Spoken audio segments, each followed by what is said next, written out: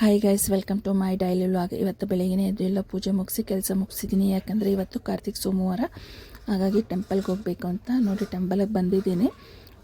ನಾನು 3ನೇ ವಾರಕ್ಕೆ ಬಂದಿರೋದಕ್ಕೆ ಇಲ್ಲಿ ಏನೂ ಡೆಕೋರೇಟ್ ಮಾಡಿಲ್ಲ ಟೆಂಪಲಲ್ಲಿ. ಜಸ್ಟ್ ಹಾಗೆ ಸುಮ್ಮನೆ ಲೈಟಾಗಿ ಡೆಕೋರೇಟ್ ಮಾಡಿದ್ದಾರೆ.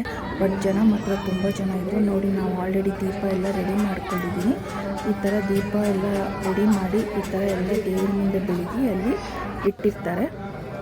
ಇದು ದೇವಸ್ಥಾನದ ಒಳಗಡೆ ಗರ್ಭಗುಡಿಯಲ್ಲಿ ಈಶ್ವರ. ಡೆಕೋರೇಟ್ ಏನೂ ಮಾಡಿಲ್ಲ. ಲಾಸ್ಟ್ನೇ ವಾರ ಬಂದರೆ ತುಂಬ ಡೆಕೋರೇಟ್ ಮಾಡಿರ್ತಾರೆ. ಇಲ್ಲಿ ತುಂಬ ಅಲಂಕಾರ ಚೆನ್ನಾಗಿರುತ್ತೆ. ಆದರೆ ಈಚೆಗಡೆ ನಾಗರಿಕ ಪೂಜೆ ನಡೀತಾ ಇತ್ತು. ಪೂಜೆ ಮಾತ್ರ ತುಂಬ ಚೆನ್ನಾಗಿತ್ತು.